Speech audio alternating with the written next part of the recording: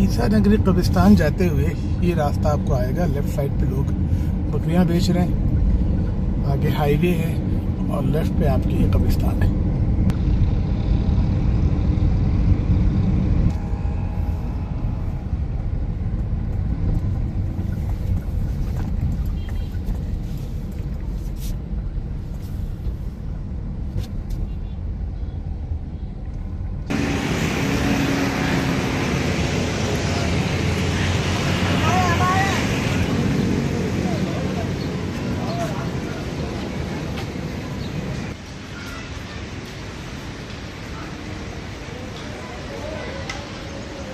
कराची का दूसरा बड़ा कब्रिस्तान है ये।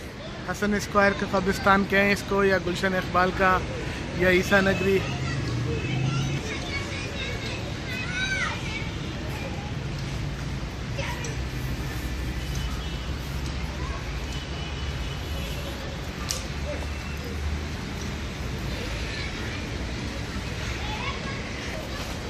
छोटे बच्चों की कब्रें हैं।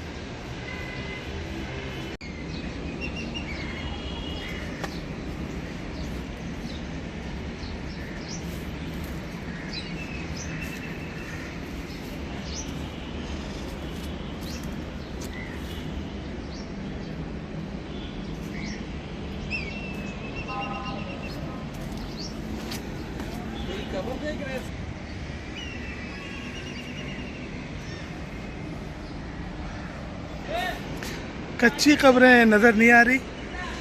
यहाँ का स्टाफ बताता है कि बस 2-4 रोज़ बाद आकर लोग उसको पक्की कब्र में कन्वर्ट कर देते हैं। वालेकुम सलाम, क्या हाल है? ये शाह राहुल हक साहब की एहलिया की कब्र है। अच्छा, कितनी?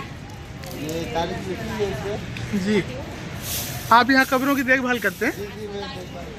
अच्छा, हमें कच्ची कब्रें बहुत कम नज़र आ रही हैं, ज़्यादातर परमानेंट पक्की। हाँ, पहले तो कच्ची बहुत होती थी। पहले शुरू होती है, अभी भी 40-50 दिन जो है ना कच्ची रहती है। हाँ, उसके बाद वहाँ से लोग पक्की करवाते हैं। अच्छा, कराची का दूसरा बड़ा कब्रिस्तान कहते हैं, सही बात है? कितनी होंगी? 5-10 हज़ार कब्रें यहाँ है ना?